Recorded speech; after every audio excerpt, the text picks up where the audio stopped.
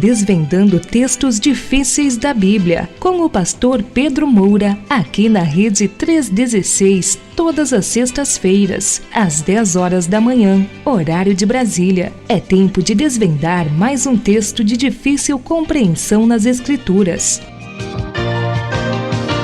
Para poder estar conversando com o nosso querido pastor Pedro Moura, que já está aqui com a gente também, e diretamente de Salvador. É isso mesmo, né, pastor? Bom dia.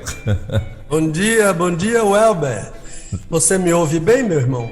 Ouço, graças a Deus, ouço bem, alto e claro. Muito bom o som. Estamos aqui, segundo o William, com equipamento profissional. Instalamos um microfone. Aqui está parecendo um púlpito, um microfone na frente e os bolsozinhos do lado. Olha só, que legal, muito bom então. De fato o áudio tá mais puro mesmo, né? Já dá para perceber mesmo que o áudio agora tá mais puro. Né? Então, aí já é a questão da qualidade de microfone mesmo, né? Muito bom. Muito bem. E o senhor está em Salvador? Estou em Salvador. Maravilha. E você em Brasília? E eu em Brasília. Sim. Em Brasília. Tem muita chuva aí? Pastorzão, graças a Deus a chuva começou, né? Agora tá aqui, quase todos os dias cai uma chuvinha, às vezes de manhã, às vezes à tarde. Ontem mesmo à tarde e à noite deu várias chuvas assim em vários pontos da cidade, né? E graças a Deus o clima tá gostoso, a temperatura em torno aí dos seus 22 graus. Quando o solzinho aparece, aí sobe um pouquinho, mas depois a chuva vem, já volta tudo ao normal e tá bênção demais. E em Salvador, parou a chuva ou continua por aí? Agora deu uma tréguazinha, mas desde ontem Salvador está debaixo de água. Sim. Muita água mesmo, tromba d'água. Sim, inclusive... Alagamento. Ontem eu vi uma reportagem dizendo que desde a periferia até os bairros assim mais chamados nobres, tudo alagado. Meu Deus. Ontem eu vi também na previsão de tempo aqui de um dos jornais nacionais da vida aí, que Salvador de fato ia ter muita chuva mesmo aí, programada, programada nada, prevista, né, para a cidade aí. E o pior são aqueles moradores das encostas, né? Aquela gente sofre muito, muito. Meu Deus. Porque Salvador tem uma construção irregular muito grande, grande. E então os pobres é que sofrem mais, né? Porque as pessoas importantes estão em lugares seguros, né? Sim. Mas eles estão à beira dos precipícios e pense o que é dormir com criança numa ribanceira, idosos. A gente ora por isso, mas toda chuva é o mesmo problema em Salvador. Meu Deus. Lamento muito. Agora deu uma tréguazinha, mas o sol não saiu ainda não. Sim. Muito bem. Bom, pastor, então vamos lá? Vamos para o nosso quadro aqui. Antes de nós entrarmos, pastor, na pergunta de hoje, tem um relato aqui de um casal, de uma mãe, né? Que bem emocionante, né? Eu gostaria de já abrir aqui para o senhor, e ela no final ela pede uma ajuda. Eu queria já estar passando aqui para o senhor e para os nossos ouvintes que estão aí já na escuta. Ela diz o seguinte: pastor, eu ouvi o programa da semana passada em lágrimas. Eu não quero ser identificada. Eu e o meu marido, diz ela, praticamos 2 abortos. Já tínhamos 2 filhos e isso era bastante para nós. Quando de repente eu estava grávida novamente. Fizemos isso por 2 vezes. Um dia eu ouvi uma mensagem que me falou profundamente ao coração. Fui ao pastor e confessei tudo. Meu marido não quis ir. O pastor me orientou, eu fiz tudo como ele disse. Pastor, eu senti o perdão de Deus. Que coisa maravilhosa para mim foi ouvir a sua explicação. Eu não sabia como Deus recolhe um aborto desamparado pelos pais. Eu sonhei muitas vezes com esses bebês, mas agora eu tenho certeza que vou encontrar com eles e estou me preparando para isso. Mas eu ainda me angustio e choro muito. Eu sei que Deus me perdoou, mas eu não consigo apagar isso da minha mente, da minha vida. Outro dia, uma pessoa me disse que essa tristeza que eu sinto é porque eu ainda não estou perdoada. Muito obrigado por me ajudar. Oh, sim. É impressionante, emocionante, né? Sim. Deixe-me fazer só uma observaçãozinha com relação ao que ela falou do marido, porque ela disse que o marido não quis ir. Eu estou me reportando à mensagem original dela, né? Sim. Ela disse que o marido não quis ir, mas ele não foi comigo, mas eu sinto o arrependimento dele. Sim. Tudo que o pastor orientou a ela disse que ele fez também junto com ela. Ah, ok. É mais ou menos o que ela falou sobre isso, sobre essa questão. Eu dou graças a Deus, ela não quer ser identificada, e eu dou graças a Deus pelo testemunho dessa irmã. Outras mulheres, outras mulheres têm dado um testemunho semelhante ao dessa irmã, mas ela foi que colocou a cara na tela, né? Uhum. Então a gente tem que se dirigir a ela. E é exatamente isso que o Senhor faz quando um crente se arrepende e confessa seus erros. Observe, eu estou falando com ela, qual foi o expediente que Deus usou. Foi a espada do Espírito. Sim. Quando essa expressão, a espada do Espírito, significa a espada que o Espírito usa, que é a palavra de Deus. E essa irmãzinha,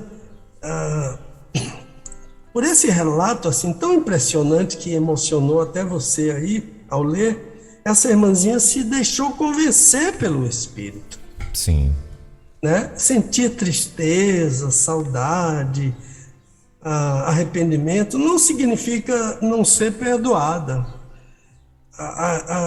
As consequências do pecado são sempre dolorosas, mas mais doloroso é uma pessoa que cometeu esse mesmo pecado e não sente tristeza, e não sente nada.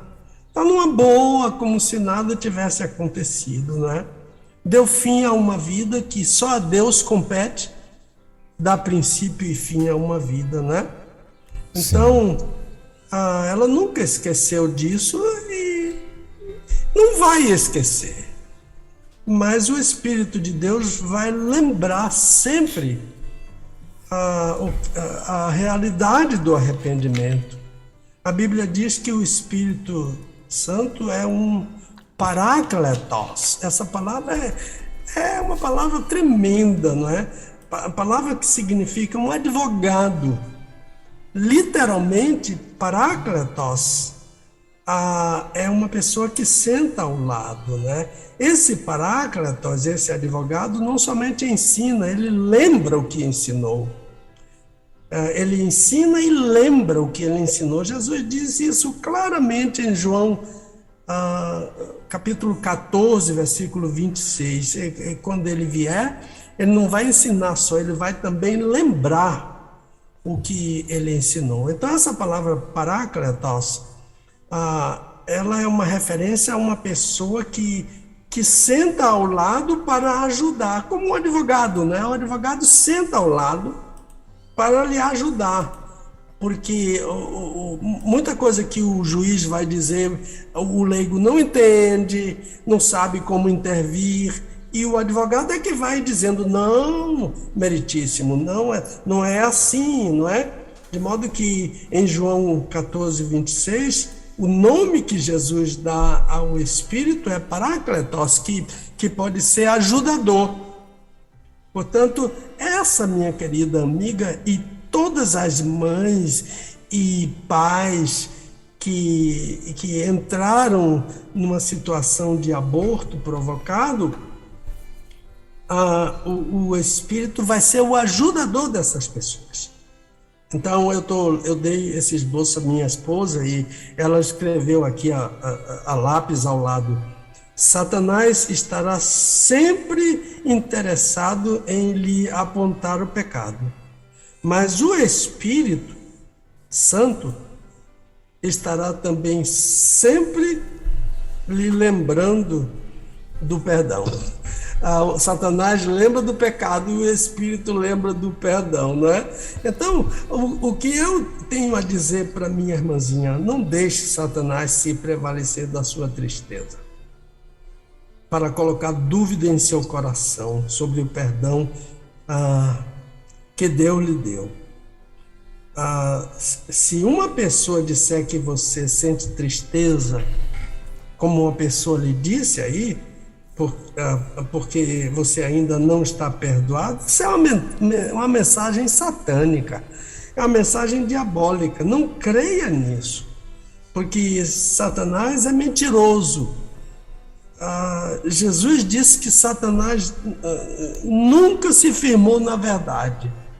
Quando ele fala da mentira, ele fala de cátedra, né? Ele fala como um catedrático quando ele fala da mentira, porque ele é mentiroso e pai da mentira. Enquanto o Espírito Santo é o Parácletos, é o ajudador. Ele, ao revés da posição de Satanás, que é mentiroso desde o começo, o Espírito Santo é o Espírito da verdade. Está lá no capítulo 14 de João, o Senhor Jesus ensina muita coisa sobre o Espírito, no capítulo 14, 15, 16. Mas quando ele fala que ele é o Espírito da verdade, está em João 14 lá, procure lá, versículo 17. Então, esse Espírito da verdade, minha irmãzinha, está em você. Seja sempre firme e diga à pessoa: eu não quero ouvir você sobre isso. O Espírito da verdade habita em mim e ele sempre aponta para o perdão. Ele sempre diz que eu estou perdoado. A minha tristeza é uma tristeza comum. Eu fiz um aborto, eu perdi 2 filhinhos que poderiam estar comigo. Quem sabe como seriam esses filhinhos? Porque os 2 filhos que eu tenho, ela disse que são crentes, são filhos crentes. E então, como seriam esses 2 filhinhos? Isso acontece muito com muita gente, testemunho de muita gente que faz contato. Então, essa minha palavra, que não é minha, mas do Senhor, serve para qualquer casal que tenha provocado um aborto. E também para todas as pessoas que, direta ou indiretamente, se envolveram em algum tempo com esse grande pecado. É pecado, sim, e é grande. Então, casais que abortaram e confessaram e receberam o perdão de Deus não são candidatos ao inferno. Isso é mentira de Satanás. Os passos são reconhecer o erro, se arrepender do erro, confessar o erro e receber o perdão de Deus. Foi o que você fez, minha irmãzinha. Deus lhe concedeu um perdão eterno. E é o que eu aconselho muito a qualquer pessoa, a qualquer casal, ou a qualquer pessoa que, direta ou indiretamente, em algum tempo, se envolveu com isso. Deus vai conceder um perdão eterno. O seu perdão é eterno. Diga isso quando qualquer pessoa tentar lhe afastar do perdão. Meu perdão é eterno, dado por Deus. Maravilha. É isso que eu teria que dizer. Agora tem uma outra palavrinha, né, de uma pessoa aí, não é? Tem sim. Tem mais um comentário sobre o programa anterior. A pessoa está dizendo o seguinte: pastor, eu ouvi o senhor falar sobre a experiência de uma médica. Foi o auge daquela sua mensagem. Como isso abençoou a mim e ao meu marido. Eu estou grávida e o meu bebê tem gravíssimos comprometimentos. Se chegar a nascer, não vai viver. É o que eu estou sabendo. Já fui aconselhada a abortar, mas eu e meu marido não queremos. Não vamos abortar. Como o Senhor disse, só quem pode dispor da vida do meu bebê é Deus. Amém, pastor. Eu creio nisso. Obrigado, muito obrigado por nos orientar na palavra de Deus. Queremos deixar a vida dele, é um menino, nas mãos de Deus. Oh, que lindo. Muitas pessoas comentaram sobre isso, sobre aquela experiência, né? Sim. O acompanhamento que tivemos com uma amiga que passou por isso, o bebê nasceu e depois de alguns dias morreu. Sim. Então, graças a Deus pela decisão desse casal, né? De tomar. É gente que teme a Deus. Quem teme a Deus tem amor à vida, a sua e a vida dos outros. Deus abençoe essa querida irmã que também não se identificou. Muito bem. Meu pastor, então vamos lá, a nossa aula de hoje. Olha só, a pergunta de hoje é a seguinte: Pastor Pedro, eu tenho acompanhado todos os seus programas na 316. Aliás, eu acompanho todas as postagens do senhor no canal do YouTube, que tem o seu nome. O pastor da minha igreja me disse que Deus está falando muito através do senhor nesses dias. Eu creio, sim, e tenho aprendido muito e sido muito edificado. Eu percebo por suas aulas que o senhor é pré-milenista. Não sei se estou certo, mas como o senhor tem falado em escatologia nesses programas, aí aspas, ou melhor, parêntese, né? Parábola das minas e etc., eu gostaria de lhe pedir para falar sobre as correntes escatológicas com base em Apocalipse 20, de 3 a 6, né? São 2 versículos, ou melhor, é Apocalipse 20, 3 e 6 no caso, deve ser, né? São 2 versículos que eu vivo lendo. Seria possível me atender? Muito obrigado. Esse Vamos lá. Esse é então o nosso assunto de hoje. Apocalipse 20, 3, 6. Vamos lá. Olha, essa do pastor dele é muita bondade, né? Eu sei que Deus tem falado muito mais por outros servos que são muito mais fiéis, mais competentes, mais tementes a Deus do que eu. E o Elber, sempre que eu ouço um elogio desses, eu me conscientizo de que, na verdade, eu não mereço o que estou ouvindo. E em geral, eu digo, coitado desse irmão tão bondoso. E aprendi com um velho pastor, muito experiente, muito amigo, que um dia recebeu um jovem, desse jovem bem alegrinho, crente, né? Crente, a gente não duvida, bem alegrinho, que chegou para ele e disse: pastor, eu estava lendo a carta aos Coríntios, isso deve ser a primeira carta. E quando eu cheguei ao capítulo 2, Paulo disse que eu tenho a mente de Cristo. Olha que coisa, né? Interessante. É 1 Coríntios 2,16 que Paulo fala isso.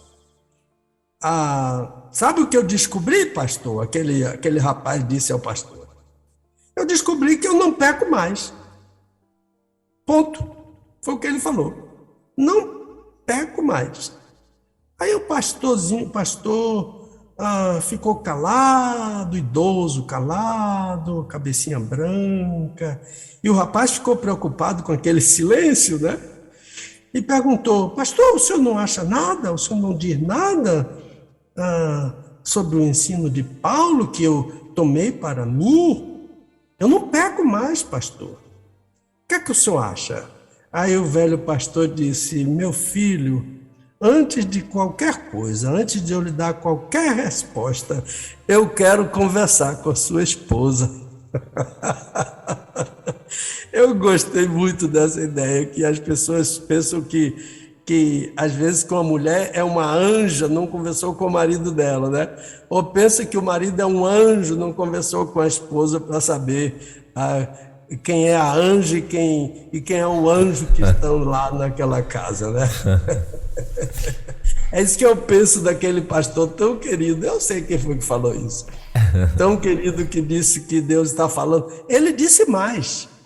Ele disse: Deus está falando mais através do Senhor do que qualquer outro pastor. Isso é muita bondade dele, e não é nada disso que acontece. Deus está me dando uma grande oportunidade e um grande privilégio, e eu tenho que ter muito cuidado com aquilo que Deus dá de oportunidade para nós.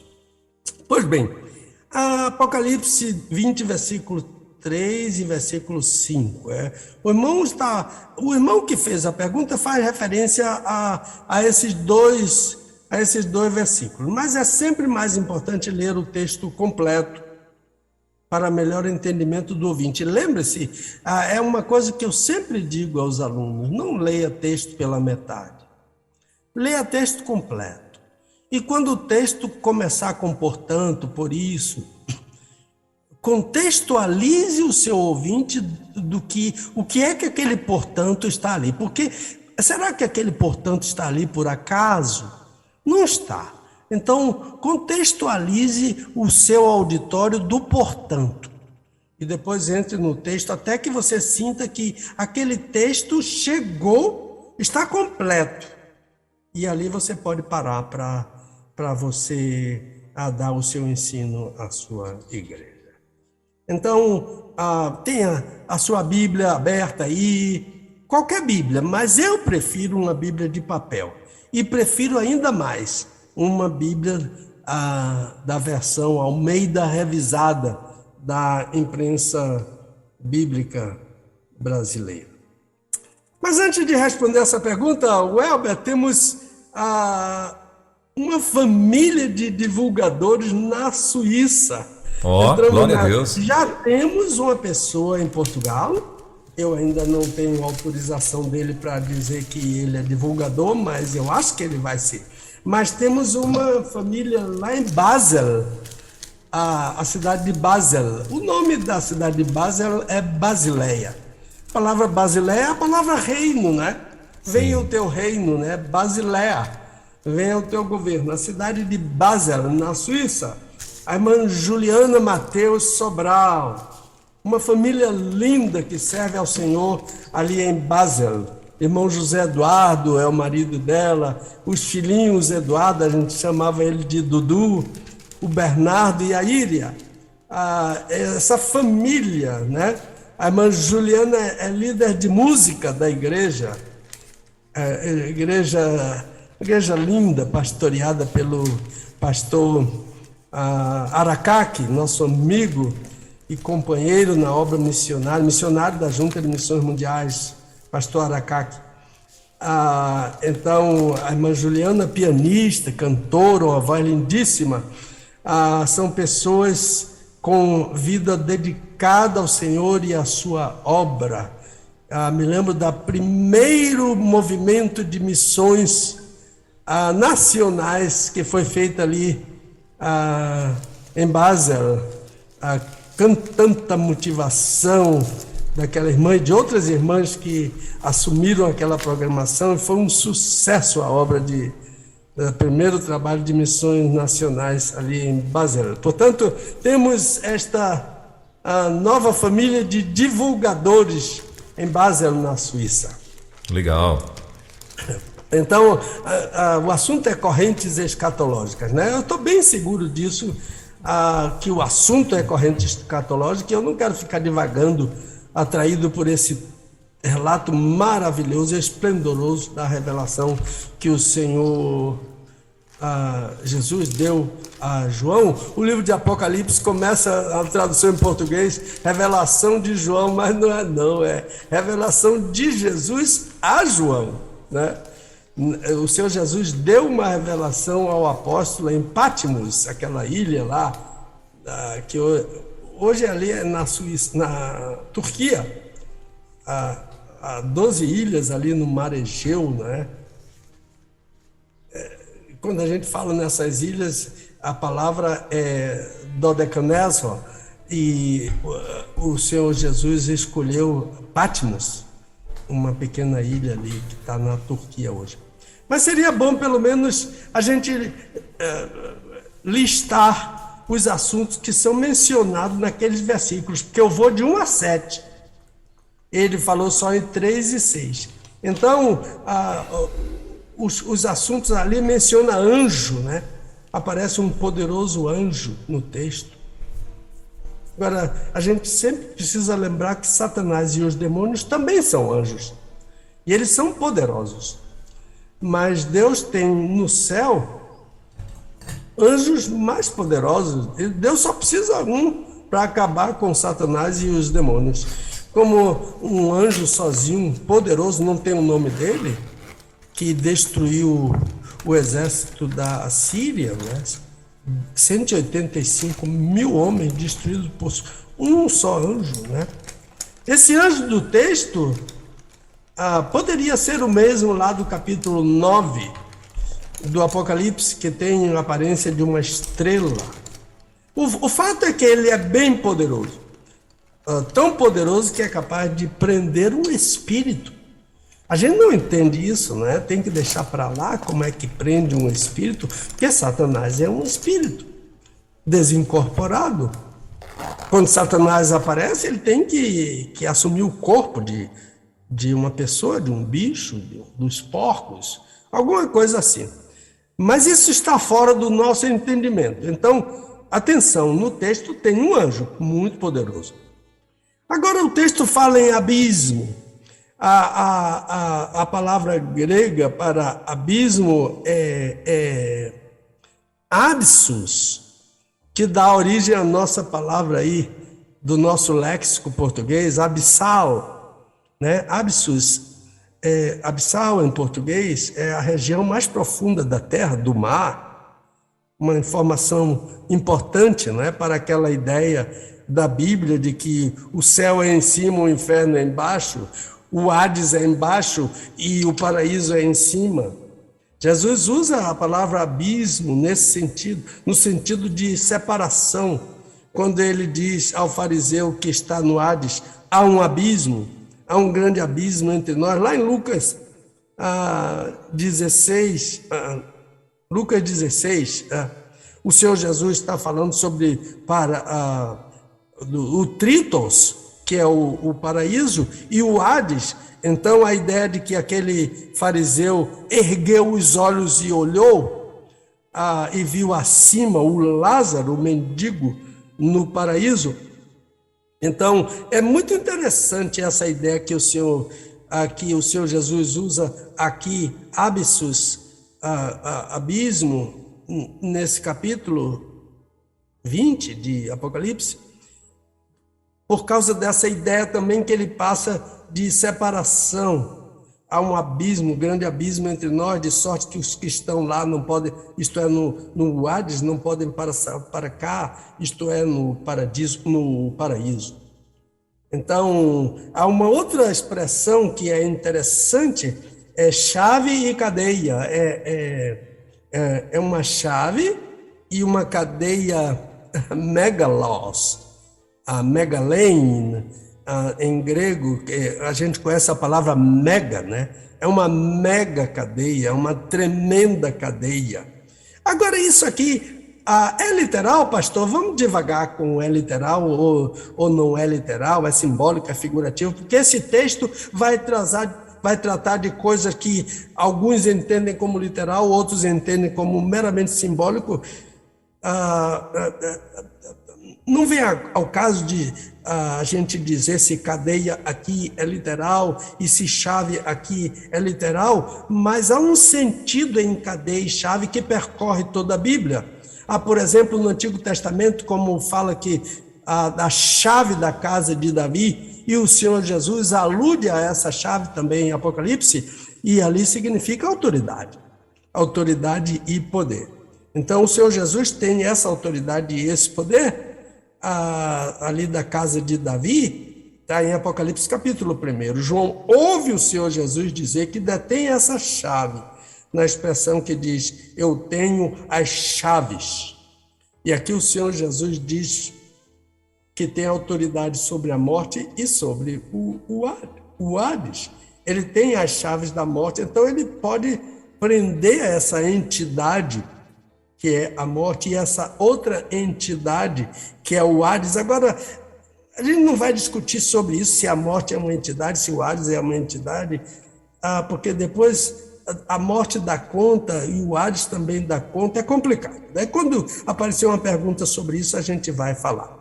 Então Jesus tem todo o poder, tanto sobre o céu, quanto sobre a terra e ainda sobre o abismo, que é a parte mais profunda da terra, a parte mais profunda do mar, etc. Então a autoridade desse poderoso anjo de prender Satanás é a autoridade delegada pelo Senhor Jesus. Agora também aparece dragão, serpente, diabo, Satanás. São nomes bíblicos dados a esse anjo. A gente, a semana passada, falou até em um nome, Lúcifer, né? Que não é um nome bíblico dado a Satanás. A gente falou sobre aquela dificuldade, né? Às vezes as pessoas dizem, pastor Pedro, o senhor não gosta da Vulgata? Isso não é verdade. Eu gosto da Vulgata, eu gosto da Septuaginta, mas tradutores também incorrem, né, em dificuldades, em erros. Os tradutores incorrem também em erro de interpretação, às vezes transliteram o que devia ser traduzido, ou traduz o que devia ser transliterado. Então, ponto final, pastor Pedro não gosta da Vulgata, não é verdade. Eu gosto sim da Vulgata, mas eu olho do ponto de vista técnico. O ponto de vista técnico, às vezes... Teve uma pessoa que disse, pastor, parece que o senhor não gosta da King James, da versão King James. Não é nada disso. Porque eu li no seu livro de Judas, o senhor apontando umas falhas de tradução na King James. É a questão que eu digo, é uma questão técnica. Tem dificuldades na King James? Claro que tem dificuldade, né?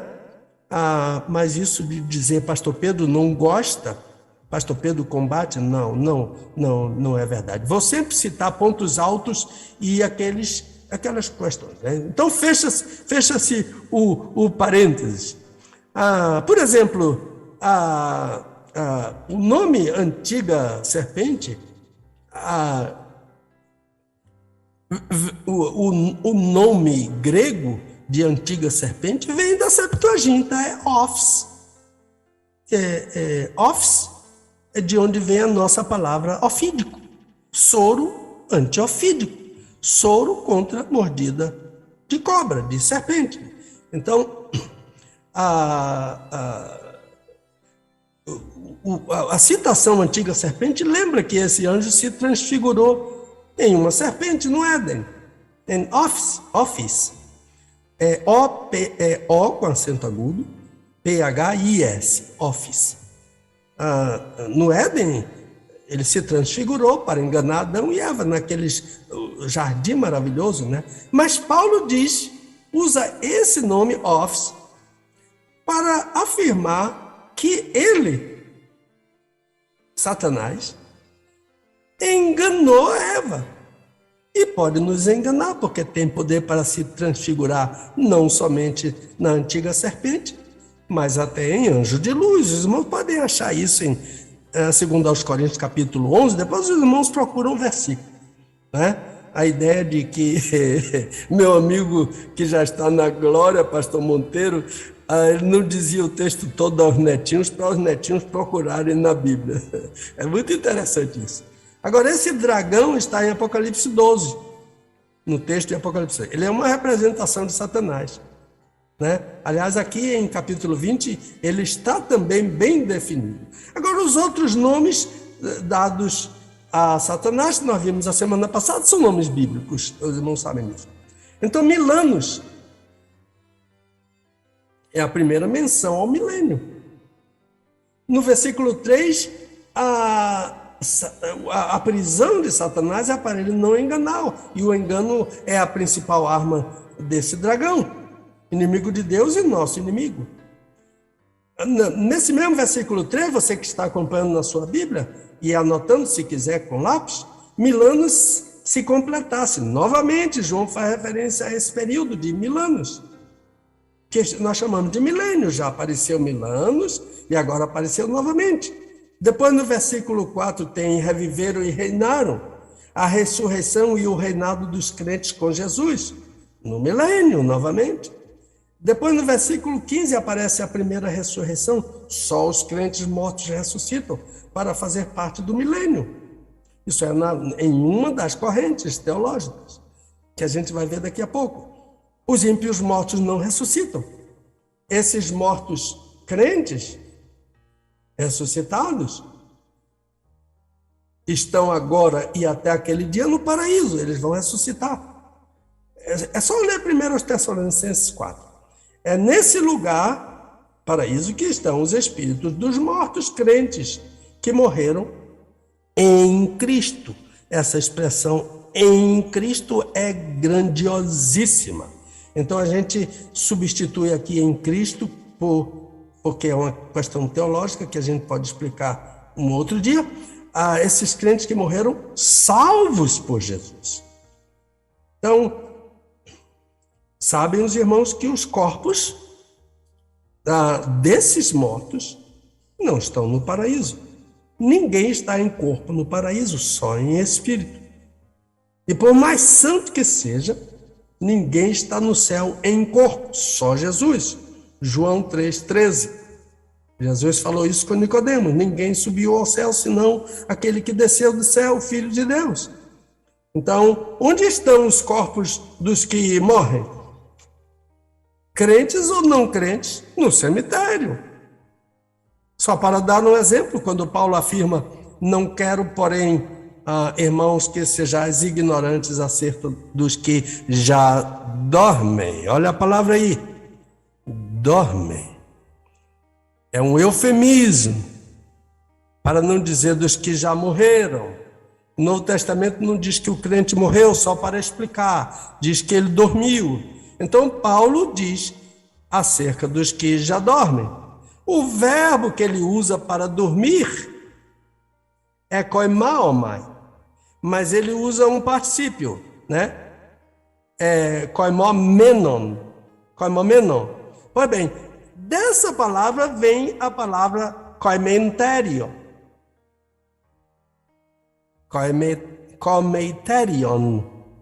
Koimeterion. Isso significa lugar para dormir.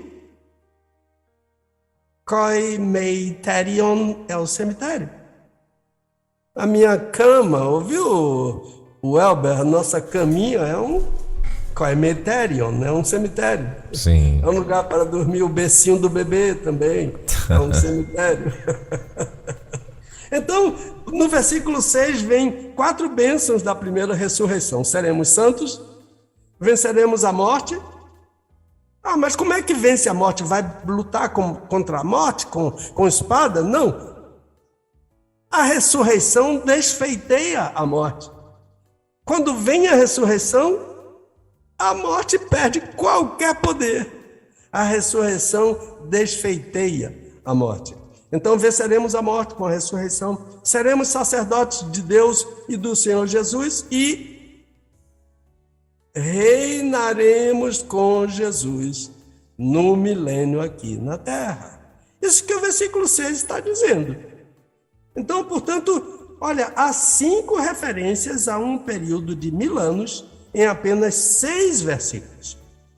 E se nós colocássemos o versículo 7, que já sai do texto completo, nós teríamos mais uma menção ao milênio. Portanto, seriam 6 menções ao milênio em 7 versículos. Então, esse período é chamado de milênio. Nós não vamos falar sobre o milênio, porque a pergunta não é sobre o milênio, mas sobre correntes teológicas. Então, a palavra milênio é uma palavra latina, mas João usa a palavra kilia e o plural kilioi, que é o número 1000. Em grego, o vocábulo milenismo é kiliasmos. Kiliasmos é milenismo. De kilia, 1000. Kilioi, 1000 no plural. Então, eu gostaria de... Não é uma advertência apenas, é uma palavra amiga de ajuda. Enquanto eu preparava essa pequena introdução que acabei de expor, eu li o nosso grande teólogo batista, o maior de todos, já está com o senhor A.T. Robertson. Diante do livro do Apocalipse, ele chegou à conclusão que essa revelação do Senhor Jesus a João, o apóstolo, foi para confortar os crentes em grande tribulação. Eles estavam em tribulação. Não está falando da tribulação que vem, não. Eles estavam em tribulação. Mas esse livro tem sido usado por muitos séculos e até hoje para dividir os crentes. Portanto, às vezes, ao invés de consolar os crentes, divide os crentes. A Dr. Robertson diz, esse maravilhoso livro, está com aspas aqui, esse maravilhoso livro foi escrito para confortar os crentes em um tempo de grande tribulação, não para criar conflito e abrir divisão entre os crentes. Welber, eu vou fechar aqui a minha janela, porque tem uma pessoa com uma britadeira aqui perto, só um momentinho. Muito bem, então vamos aguardar aí.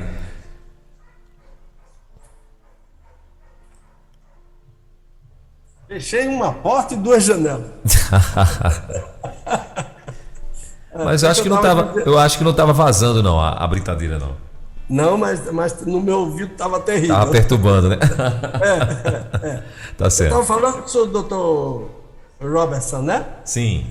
Então, a minha oração é que a exposição de agora conforte os crentes que estão me ouvindo.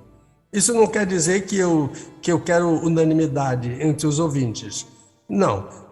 Eu desejo que a palavra de Deus, de fato, conforte e prepare os crentes. Então, nós somos atribulados, não somos atribulados ainda, mas estamos começando bem devagarinho a conhecer as dores que nossos irmãos passavam naqueles dias pós-ressurreição, nos tempos primeiros da igreja, dos cristãos. Também conhecendo por ouvir sobre as dores que os nossos irmãos perseguidos passam hoje, mas nós vamos chegar lá, vai chegar para nós a tribulação, né? De maneiras distintas, né? Por exemplo, veja isso aí, que eu li nas redes sociais. Já procurei muito para ver se era fake, se era falso, não vi nada dizer que era falso. Mas eu li nas redes sociais que esta semana a Apple, os baianos dizem Apple,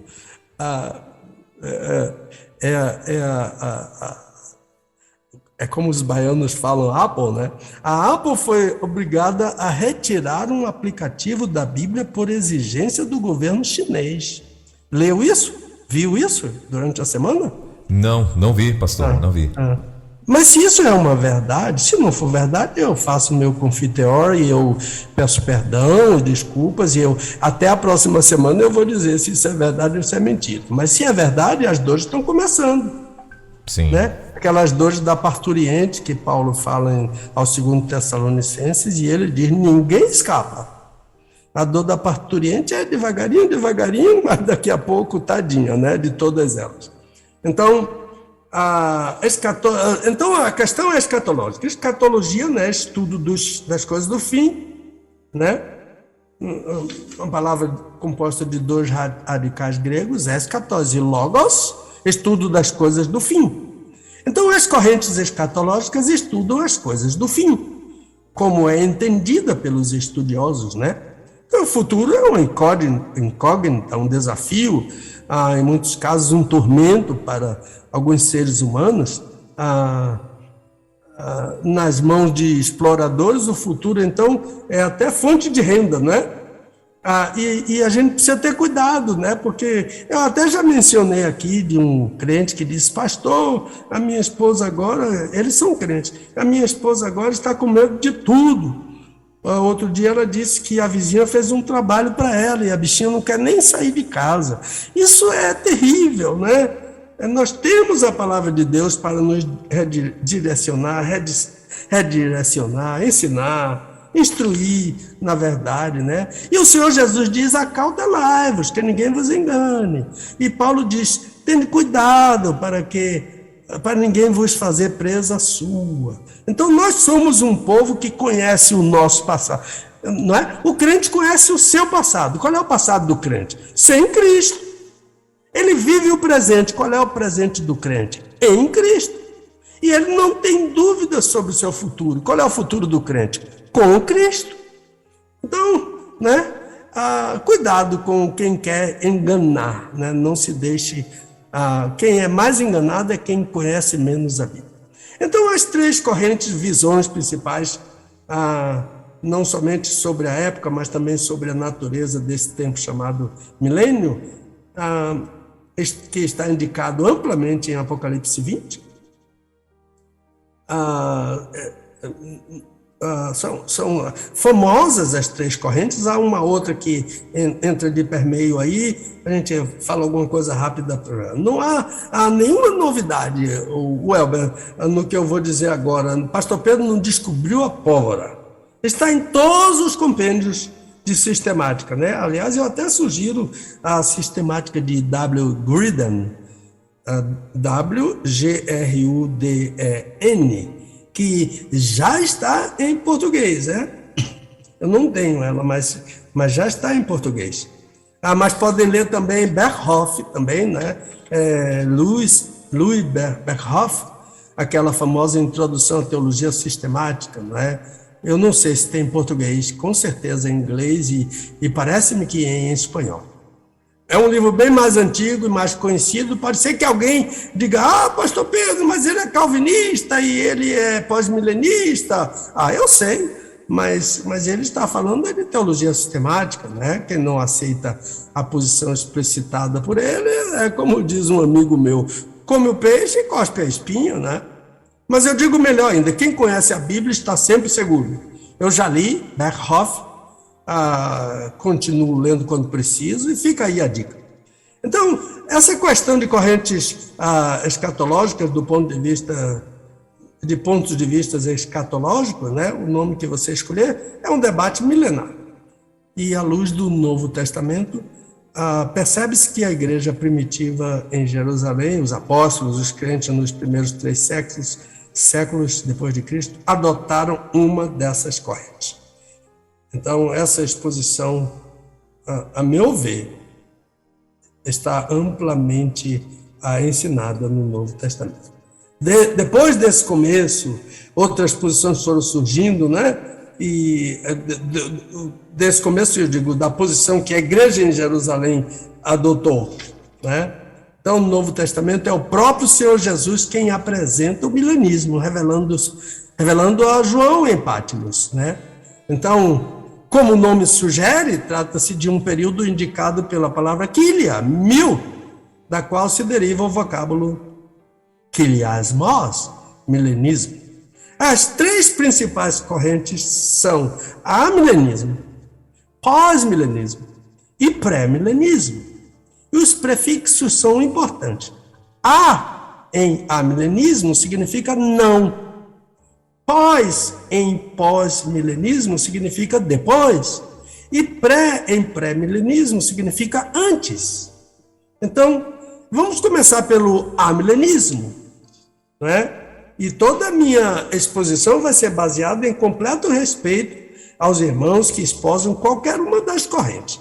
É claro que o assunto tem lugar para um ou outro comentário, às vezes até jocoso, mas nunca desrespeitoso, né? Então, amilenismo, como o nome sugere, não existe um milênio na Bíblia.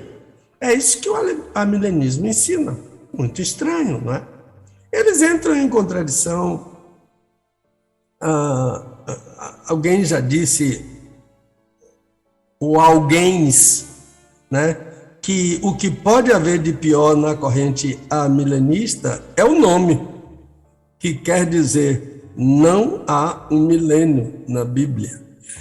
Isso é complicado, né? Eu não sei como pode ser isso, mas o texto em Apocalipse 20, eu não sei como é que um pregador, com todo respeito, amilenista, eu não sei como é que ele abre o texto em Apocalipse 20, lê de 1 a 6 ou de 1 a 7 para o seu auditório, para a sua igreja, e ele diz, olha, isso aqui está errado. fala de um reinado milenar, mas a verdade é que não existe um milênio. Eu lembro de um líder muito querido, muito amigo, um escritor muito culto, já está com o Senhor. Uma vez ele questionou comigo a letra do hino 106 do cantor cristão. A uma certa altura, o autor desse hino, ele diz: vem o milênio inaugurar. Olha, aquele meu amigo, ele virou para mim e disse: que milênio?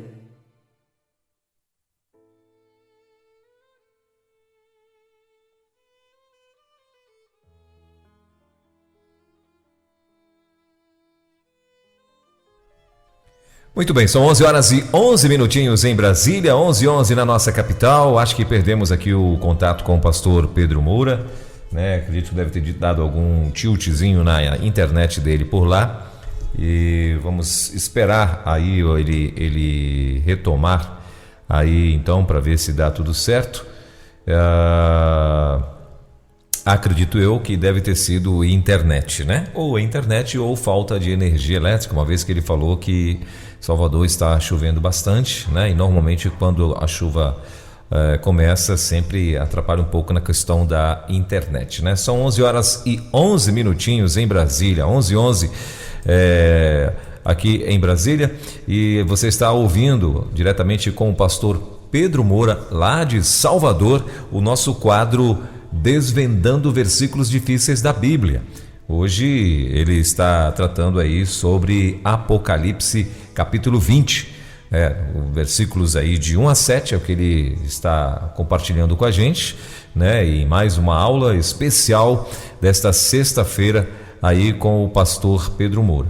Enquanto isso, a gente está aguardando, ele estava comentando e perdemos o sinal, perdemos o contato com o pastor Pedro Moura. Vamos ver se a gente consegue reconectar aqui e retomar o contato com o nosso querido pastor, né? Deixa eu ver se o pessoal também do nosso estúdio central consegue nos dizer o que está acontecendo. Enquanto isso, vamos tentando aqui retomar o contato com o pastor Pedro Moura. Bom, são 11 horas e 13 minutinhos em Brasília. Você está no Bom Dia 316 até ao meio-dia. Seguimos com o nosso Bom Dia 316. Infelizmente perdemos o contato com o pastor Pedro Moura lá em Salvador, né? Mas vamos fazer o seguinte, eu quero, enquanto o pastor retorna, deixa eu tocar uma música aqui, enquanto a gente retoma o contato com o pastor Pedro Moura. Eu quero tocar uma música do CD dele, que ele gravou junto com a família, né? Eu acho que já voltou aqui, deixa eu ver se já voltou. Pastor, me ouve? Pastor Pedro Moura, me ouve? Não conseguimos ainda. Eu vou fazer o seguinte.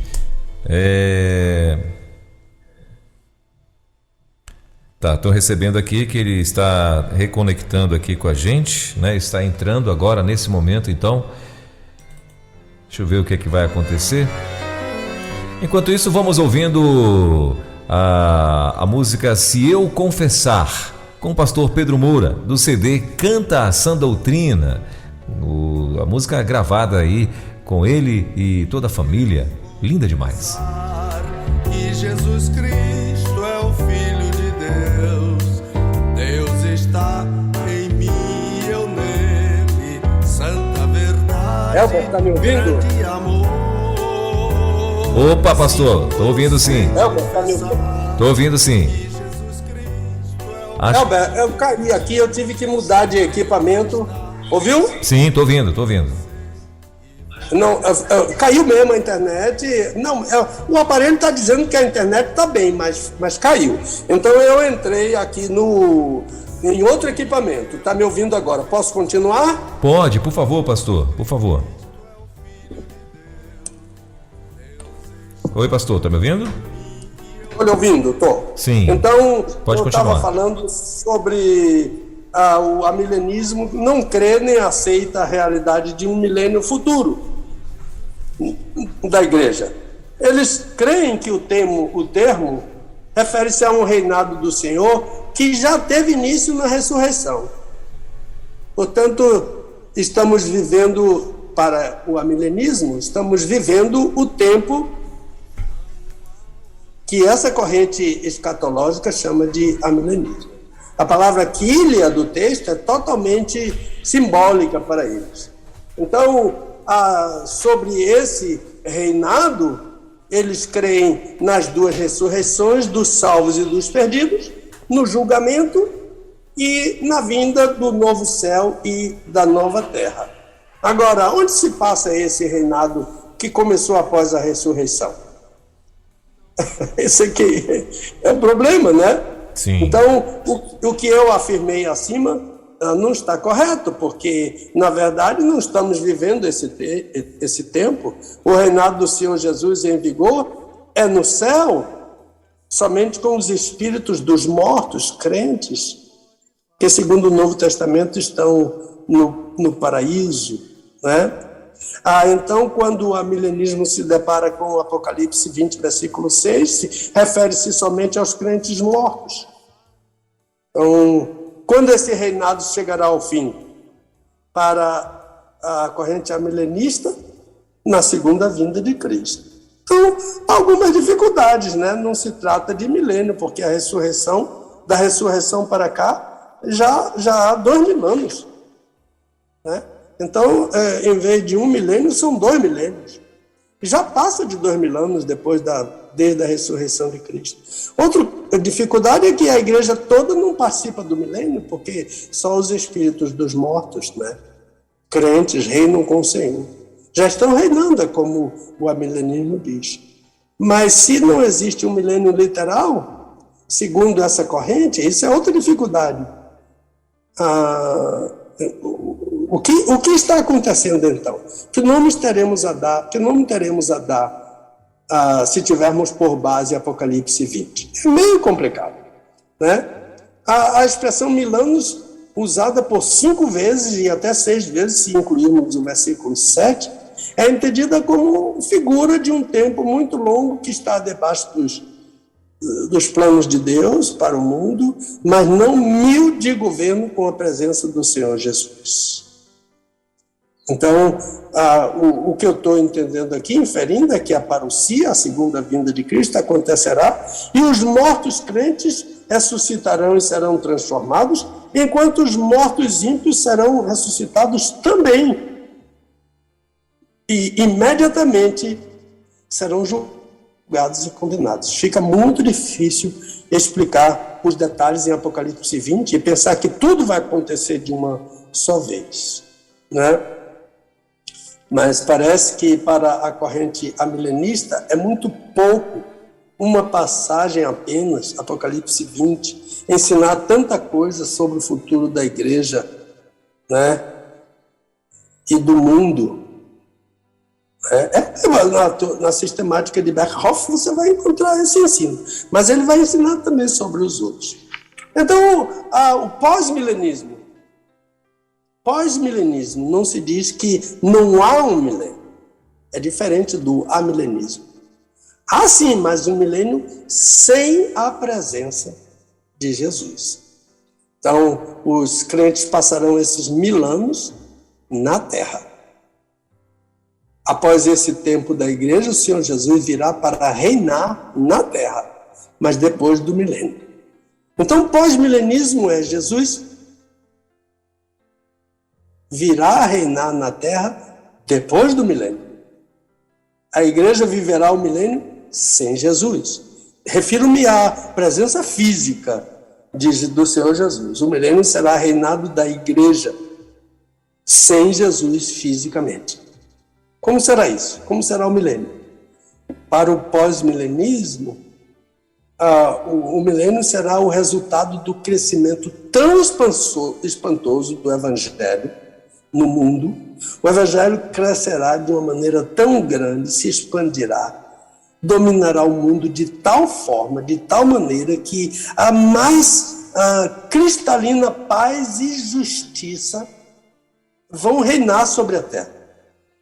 E é a igreja que encabeçará essa paz e essa justiça. Então, o milênio é o reinado da igreja que já está acontecendo, também desde a ressurreição, no mundo. Então, um texto... veja esse texto. O evangelho é poder de Deus para a salvação. É claro, Paulo diz isso em Romanos, né?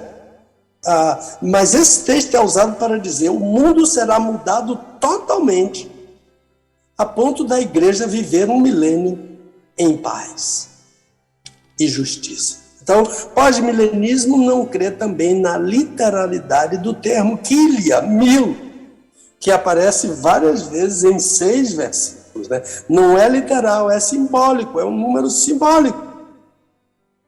Então,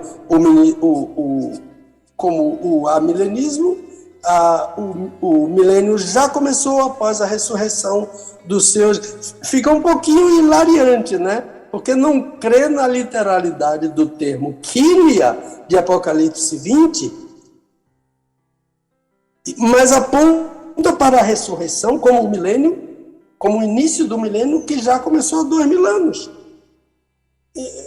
É muito complicado entender isso. Um milênio sem o Senhor Jesus, que já começou desde a ressurreição e que já deixou há muito tempo de ser milênio para ser bimilênio, né? 2 milênios, né? Então, o significado de pós-milenismo, né?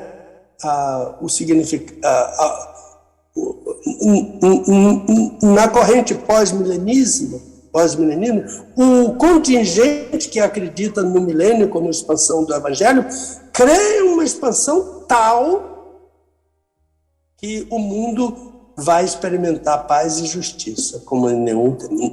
Não parece que essa corrente entre em oposição com o ensino do Senhor Jesus no sermão profético. A expansão do evangelho não extinguirá a iniquidade, segundo Jesus. Por se multiplicar a iniquidade, o Senhor Jesus diz que a iniquidade vai se multiplicar, mesmo com a pregação do evangelho, né? Por esse ponto de vista do Senhor Jesus, por essa profecia do Senhor, o mundo vai se deteriorar. Só não vai apodrecer de todo por causa da presença do sal da terra, que é a igreja. Mas Jesus entende que mesmo com a pregação e mesmo com a expansão do evangelho, através da igreja, a iniquidade vai se multiplicar. Um outro texto também no sermão profético, capítulo 24, este evangelho do reino será pregado em todo o mundo. É outro equívoco para falar nessa expansão que vai trazer o milênio. Não, eu creio que é um equívoco. Por exemplo, onde eu vou colocar esse texto? Esse texto é para ser colocado antes ou depois da vinda do Senhor? Esse texto é pré ou pós? Então a minha resposta seria outra pergunta. Depois da vinda do Senhor Jesus, haverá pregação do Evangelho? Depois da vinda do Senhor Jesus, haverá arrependimento e conversão? Então esse texto é pré ou pós? O Evangelho do Reino será pregado? É pré. Né? Não é sobre julgamento que o sermão profético está aludindo? Não é sobre isso que ele fala? Ele vai dizer aos que estiverem à sua esquerda: apartai-vos de mim, malditos. Portanto, não creio nesse tempo tão esplendoroso de reinado da igreja, em virtude da expansão do evangelho. Não, ao revés disso, eu creio em tempo de degradação, que vai anteceder a volta de Cristo. Um outro texto, também, Apocalipse 19, a partir do versículo 11, em que o Senhor Jesus aparece montado em um cavalo branco. Esse texto tem sido usado pela corrente pós-milenista como uma referência ao crescimento e à expansão do Evangelho antes da volta de Cristo. Enquanto a igreja reina aqui na terra em um milênio sem Cristo, o Evangelho vai explodir. Eu tenho muita dificuldade com essa interpretação. Ela me parece que esse texto não trata disso. mas esse texto trata, eu digo com a minha segurança que de uma exegese cuidadosa, esse texto trata da volta do Senhor Jesus. Ele está montado num cavalo e ele vem, né? Portanto, é preciso voltar a dizer aos irmãos que uma coisa interessante, que não são incrédulos que creem e pregam o conteúdo dessas duas correntes escatológicas. São crentes, nossos irmãos, muitos deles piedosos, mas que divergem entre si sobre textos da palavra de Deus. E observa que há muitos problemas hermenêuticos, né? Problemas de exegese em alguns casos. Então, os irmãos que já ouviram falar, por exemplo, em crentes puritanos, muitos deles são pós-milenistas. Murray, né?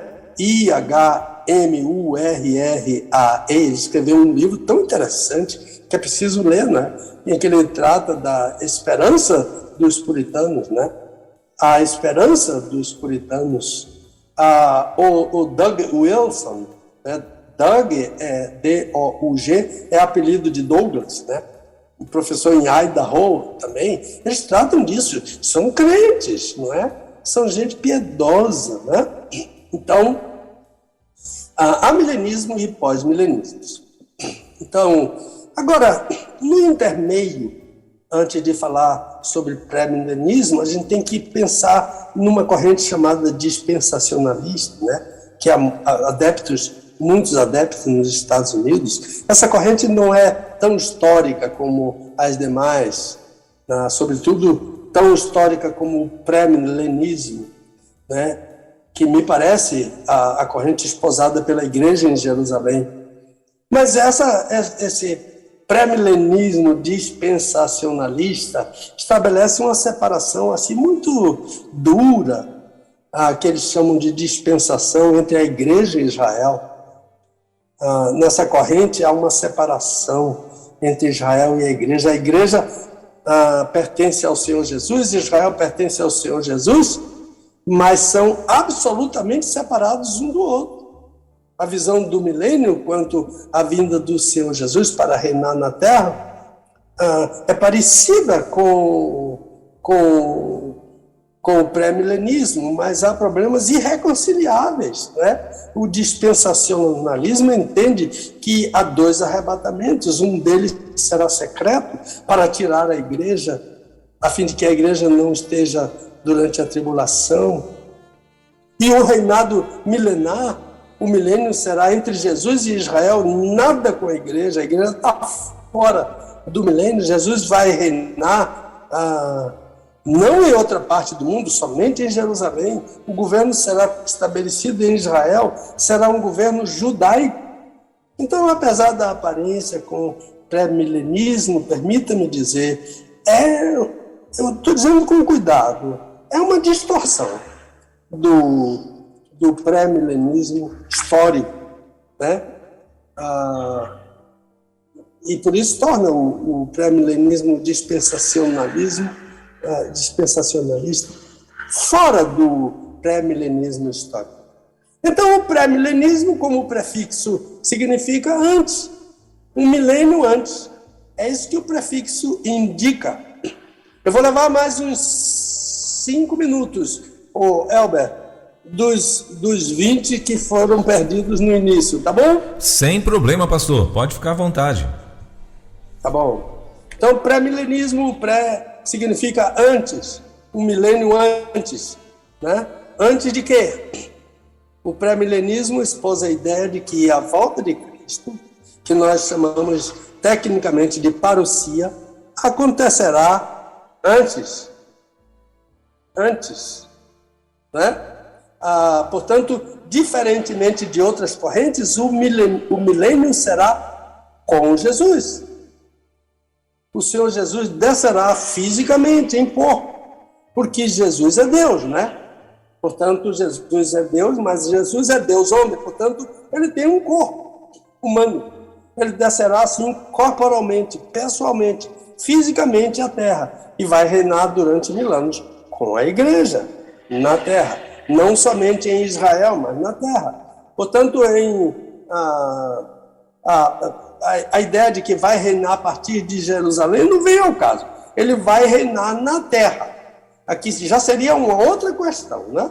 Portanto, em oposição ao ensino pós-milenista, que o Senhor Jesus descerá após o milênio, em oposição ao ensino amilenista, de que não há um milênio, né? Há um milênio do Senhor Jesus com o espírito dos mortos, lá no Trítos, no paraíso. O pré-milenismo esposa a ideia de que Jesus descerá para reinar com a igreja por 1000 anos assim, aqui na Terra. Então há um contingente importante da corrente pré-milenista que crê em 1000 anos literalmente. Quília é quília, 1000 é 1000. Mas há outros que creem em 1000 anos como um período simbólico, significativo do reinado do Senhor Jesus na terra com a igreja. Pode ser 1000 anos, pode ser... esposam sempre aquela palavra de Pedro, 1000 anos para o Senhor Jesus é como um dia, e um dia para o Senhor Jesus é como 1000 anos. Então é o tempo que o Senhor Jesus quiser. A minha ideia é de que o termo é literal, não é simbólico, é mais literal do que simbólico, e os detalhes são muito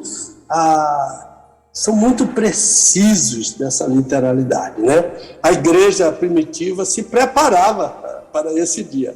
Os apóstolos, os crentes que se seguiram ao tempo dos apóstolos, aceitavam essa corrente pré-milenista. É o que a gente entende pelo Novo Testamento. Os seguidores dos apóstolos nos primeiros séculos, depois da era apostólica, seguiram esse ensino esposado pelos apóstolos e pela igreja primitiva. Então, houve quem os chamasse, desses primeiros cristãos, de pré-milenistas históricos. Então, o pré-milenismo já vem da igreja lá. O que Paulo ensina, por exemplo, em 1 Tessalonicenses 4, de 13 a 18, mostra que esse ensino apostólico foi a posição corrente adotada pela igreja primitiva.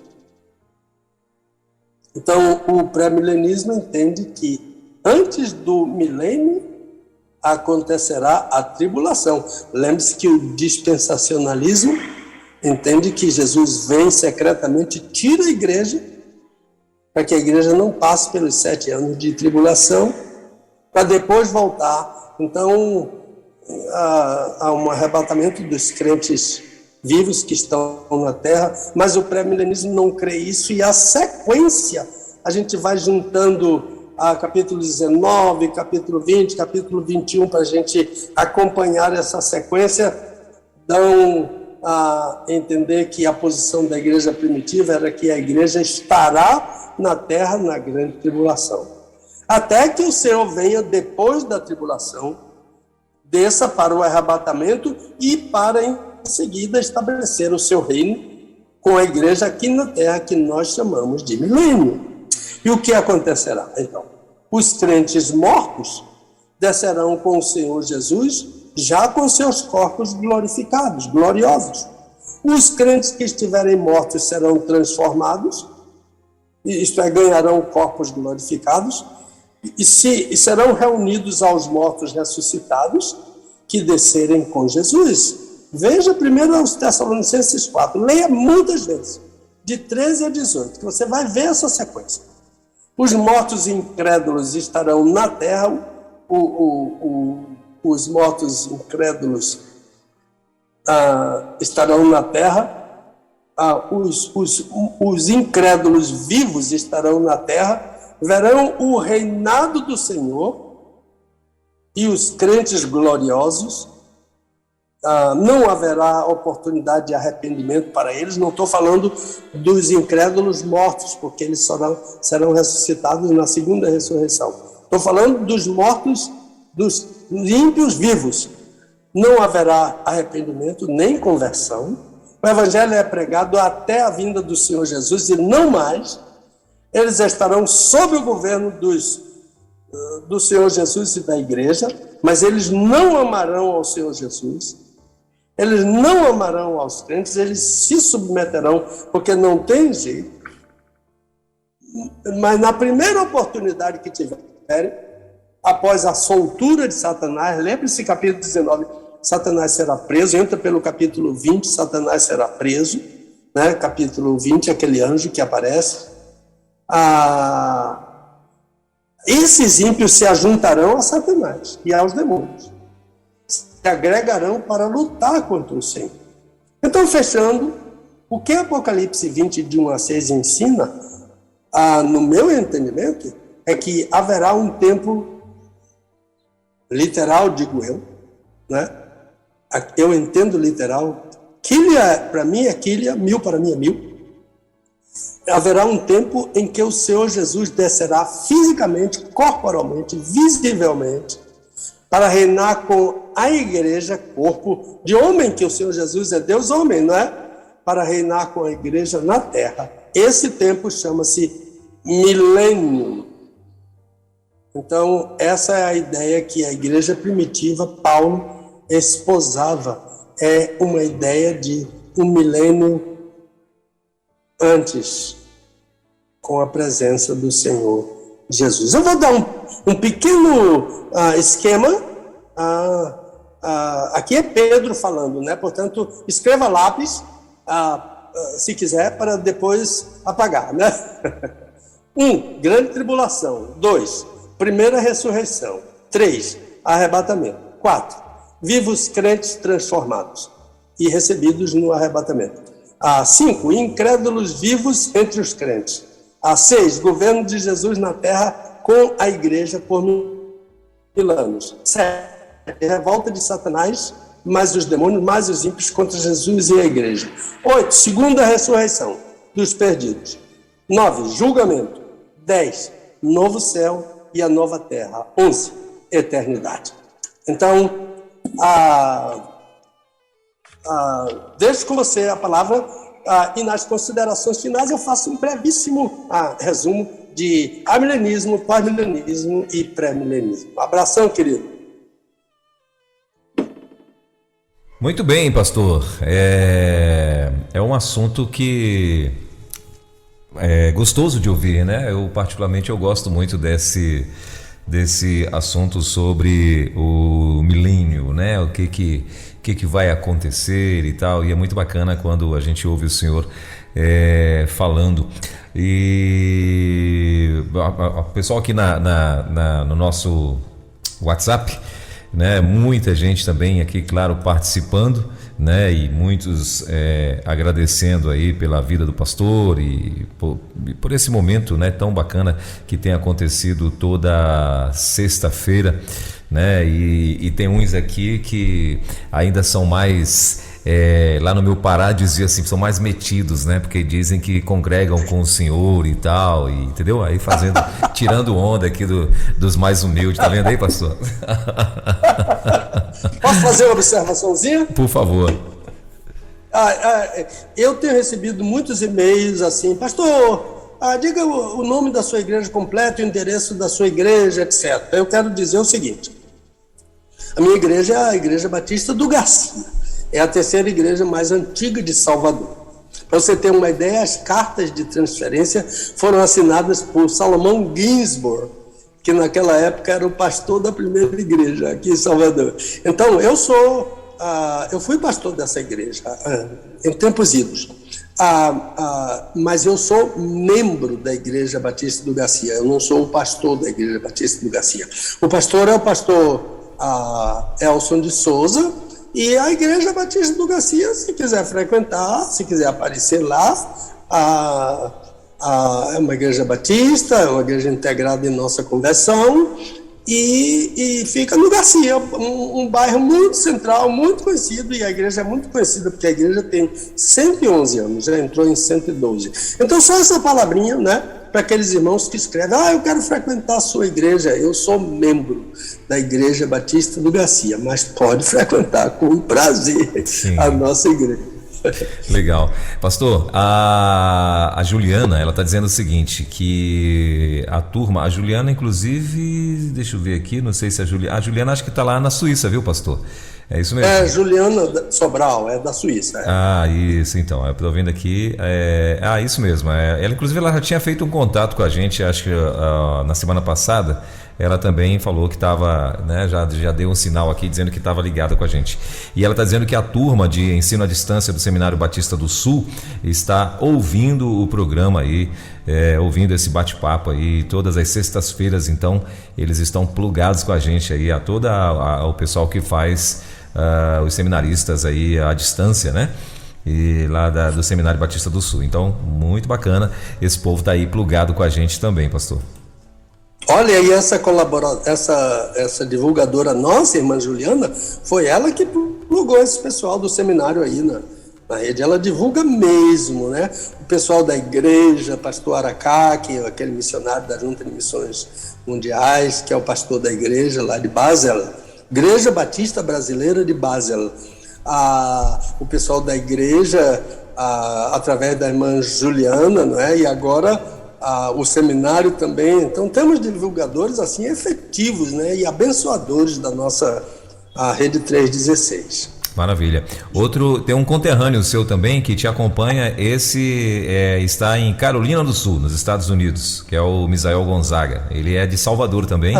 E tá lá e ele aliás, todos os dias ele tá plugado com a gente, mas na sexta-feira ele disse que fica na expectativa para poder ouvi-lo também aqui nesse bate-papo das 10 horas. Graças a Deus.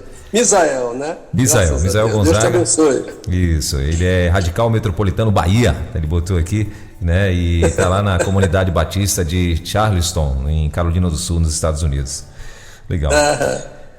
Muito bem, meu pastor, semana que vem, antes das suas considerações finais e antes do comentário que o senhor tem para fazer, semana que vem temos já, o pessoal inclusive adiantou já aqui para mim o tema da semana que vem, né? Vai ser muito interessante também, né? Que é quantos dias Jesus esteve na sepultura, né? Baseado lá em Mateus 12:40, né? Onde fala que Jonas teve 3 dias e 3 noites, pelo menos nessa versão que eu tenho aqui. Jonas teve 3 dias e 3 noites e Jesus também, né? O Filho do Homem, no caso, também, né? Importa que o Filho do Homem também esteja 3 dias e 3 noites e tal, no coração da terra e tal. Então isso vai ser o nosso próximo assunto para sexta-feira que vem, não é isso? Opa, se Deus quiser. Muito bem. Então, pastor, vamos. O senhor falou que tem mais ainda alguma coisa para estar acrescentando ao nosso assunto, né? E depois as suas considerações finais. Já são as considerações finais, viu? Tá bom. É só um resumozinho. Amilenismo tem o prefixo a, que significa não. O amilenismo entende que não há um milênio.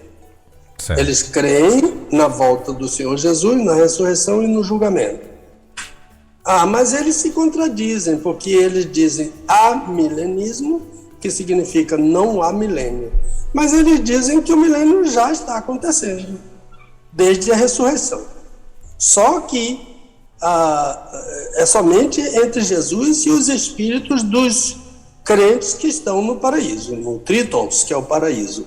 Então, não há milênio, mas ao mesmo tempo há milênio, né? Agora a ideia seria não há milênio de um ano, nem milênio de um ano na Terra.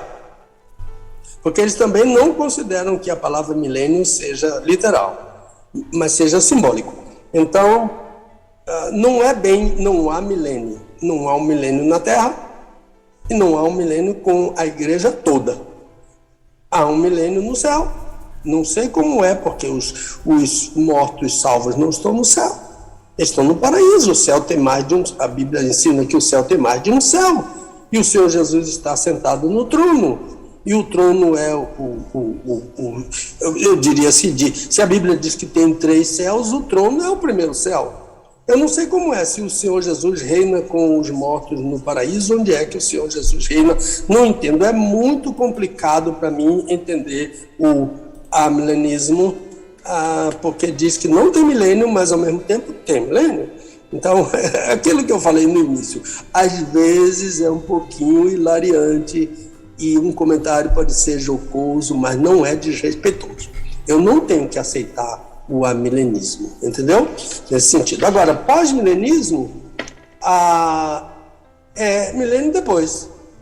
Também não é literal, é simbólico. Quília não é 1000 literalmente. Quília pode ser qualquer coisa menos 1000 literalmente. Eu gostaria assim, viu, Elba, que diz, não é, quília não é 1000, quília é isso. Mas não diz, só diz que quília não é 1000. E quília é 1000 em grego. Né? A quiliasmos é milenismo. É uma palavra que é derivada de quília. Então, também para o pós-milenismo, a igreja já está vivendo esse tempo espiritual e simbólico do reino na Terra, diferente do amilenismo que é lá no Tríton, no paraíso, com o Senhor Jesus.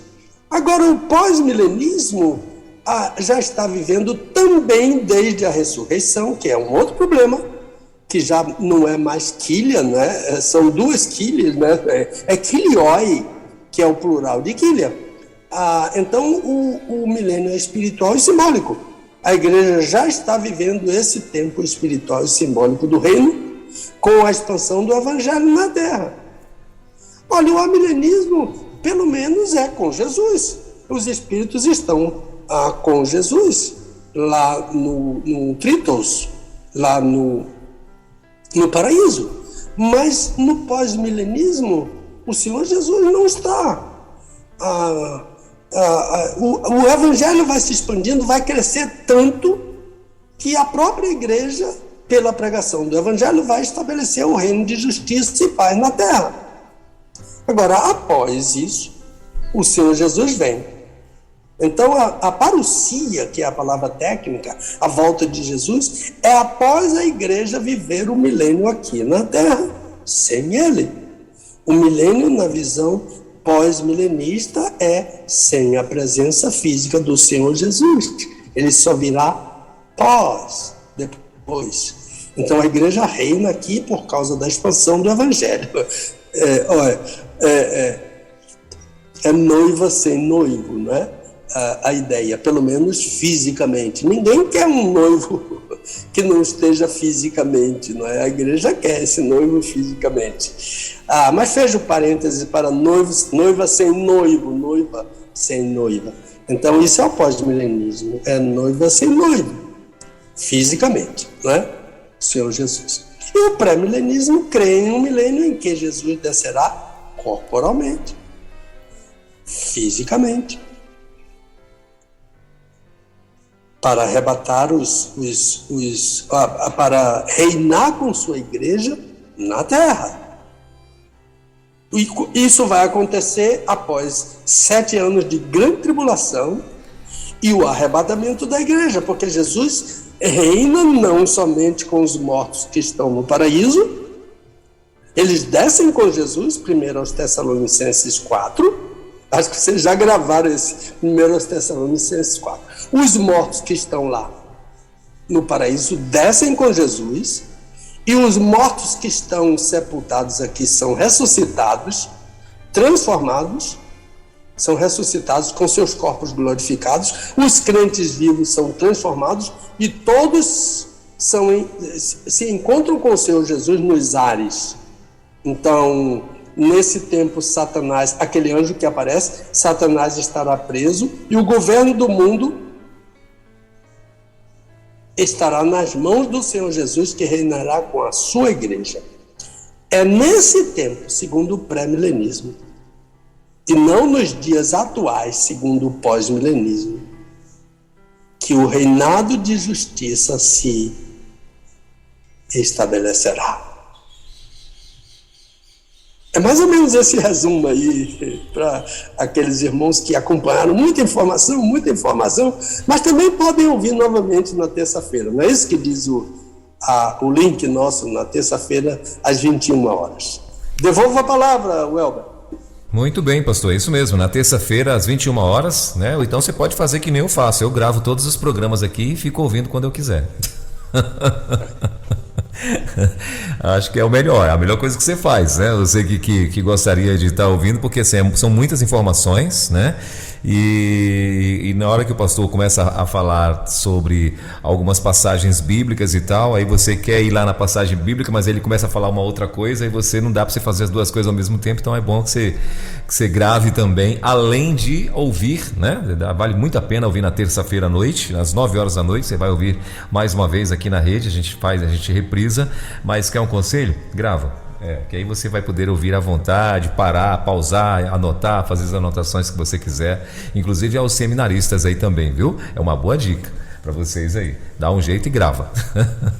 Meu pastor? Graças a Deus por essa oportunidade, né? Que bênção, né? Para a gente voltar a falar. Se bem que eu sou professor do seminário aqui, mas voltar a falar ao pessoal do Sul, né? Minha casa, onde vivi tantos anos, né? Como aluno e como professor também. Graças a Deus por esses irmãos, por essa expansão do Seminário do Sul. Que riqueza isso, né?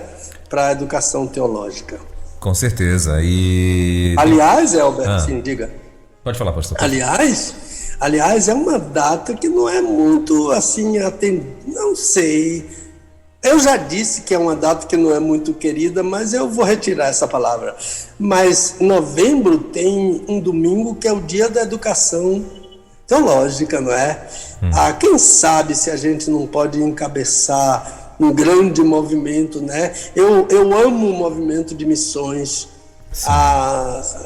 o levantamento de ofertas, a promoção de missões. A minha igreja está fazendo isso todos os domingos e parece que eu ouvi dizer, as igrejas estão cada vez mais, né? Eu não sei se foi o William ou foi quem falou que numa certa região nenhuma igreja ficou fora da programação de expansão de missões. Eu amo isso, mas a obra de missões depende do pastor, não é?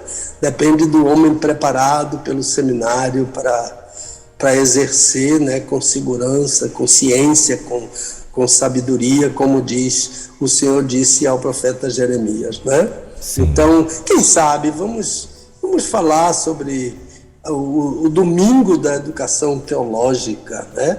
Que será também um suporte, levantamento de ofertas, um suporte financeiro para o seminário, né? Sim. Bom, então tá fica aí. Hashtag fica a dica, né? Então que o povo possa se ligar aí, né? Vamos ver o que é que tem o pessoal que está ouvindo também aí, o pessoal da direção da rádio também está ouvindo. De repente é uma excelente sugestão, né? Ainda tem tempo para isso, né? E dá para se programar assim e quem sabe fazer então esse dia tão especial aí para missões, né? E a gente tentar levantar e fortalecer isso aí, então. Só mais uma coisa, pastor. O senhor falou sobre a China lá, né? Que o pessoal foi, a Apple, né? No caso, tirou o link aplicativo, né? o aplicativo. Obrigou a Apple, a China, o governo chinês obrigou a Apple a tirar o aplicativo da Bíblia, né? Da Bíblia. Isso mesmo. Eu vi aqui eu fui conferir aqui, vários sites publicaram essa notícia. Não tem nada desmentindo, de fato, acho que é uma verdade mesmo.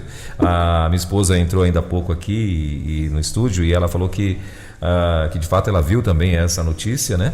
Eu que não tinha visto, mas ela viu, inclusive no Twitter e tal, houve já muito comentário enfim, e é verdade mesmo.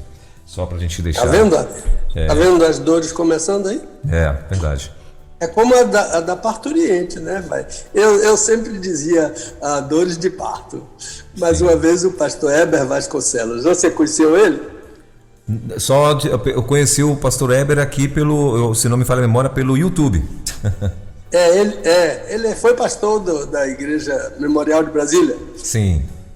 E ele era o presidente do Conselho Editorial da Imprensa Bíblica Brasileira. A gente batia as cabeças lá com os versículos bíblicos que tinham que ser revisados, e o pastor Heber lá, sempre revisando o português. Uma vez ele disse, Pedro Moura, ele falava assim, né? Amo aquele pastor que já está com o seu. Sim. Pedro Moura, as dores não são do parto, as dores são da parturiente. Verdade. Que coisa interessante. Então, as dores da parturiente começam assim, pequenininha, né? Uma dorzinha e vai até o ponto, tadinha, né? Quem viu a esposa nessa hora sabe o que é isso, né? E alguém já disse que se homem parisse, só paria um, porque ele não queria outro, por causa das dores. É verdade, é verdade. Pois bem, então as dores da igreja estão começando, né? Devagarinho. E é bom a gente acompanhar de perto as dores da igreja perseguida, para a gente começar a se acostumar, não é? Saber o que é você estar em casa e chegar alguém e pegar sua filhinha de 5 anos e levar sua filhinha para abusar da sua filhinha e casar sua filhinha com quem quiser, e a família tem que aceitar e ficar calada, porque senão morre. Isso é uma dor que a gente não pode nem imaginar o que é isso, mas Meu isso Deus. já está acontecendo com a igreja perseguida, né? Sim. Eu oro aqui por uma menina, já faz algum tempo, porque essa menina está escondida. Eu não sei como ela está ainda, onde ela está escondida, mas ela está escondida. O nomezinho dela não é para ser dito, porque a família não aceitou que ela se casasse com um homem lá, e eles obrigaram a família a casar, e então alguém escondeu essa menina. E a CSW, aquela página que vem de lá da Inglaterra, que tem advogados gratuitos para defender a igreja perseguida, CSW, eles informaram que ela está escondida, e eu pergunto, de vez em quando eu pergunto a eles, mas eles não respondem, mas mandam sempre notícia. Continue orando, porque eles não querem dar nenhuma dica sobre o esconderijo dela. Então, pense o que é, né? Deus livre, guarde meu irmão que está me ouvindo a ter a sua casa invadida e sua filhinha levada, seu filho também, para ser abusado, etc. Isso é que a igreja perseguida já está enfrentando, né? Sim. Então, mas vai chegar para nós também, com certeza. Jesus disse que isso está garantido e vai chegar para nós. Que Ele nos dê força como Ele dá força aos nossos irmãos na igreja perseguida, né? Posso dizer o meu finalmente? Por favor, pastor. Então veja só, meu irmão que está me ouvindo, né? Amilenismo, pós-milenismo, pré-milenismo e até o dispensacionalismo não seja causa de divisão entre você e o irmão que pensa diferentemente de você.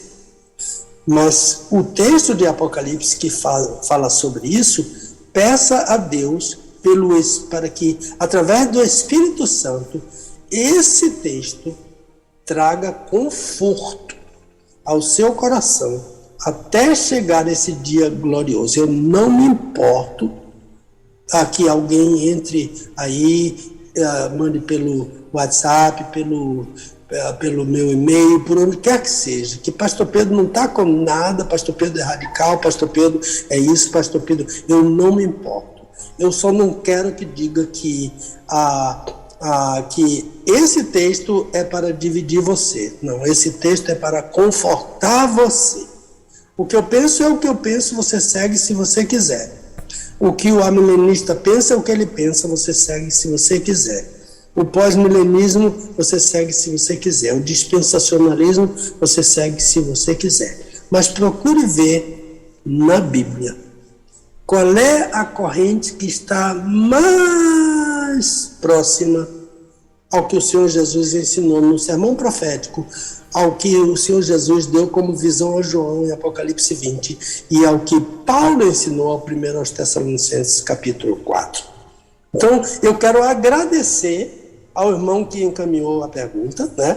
E dizer a ele que em nosso livrinho, Desvendo os Meus Olhos, essa matéria vai ser muito mais ampla, muito mais bem explicada, se Deus permitir.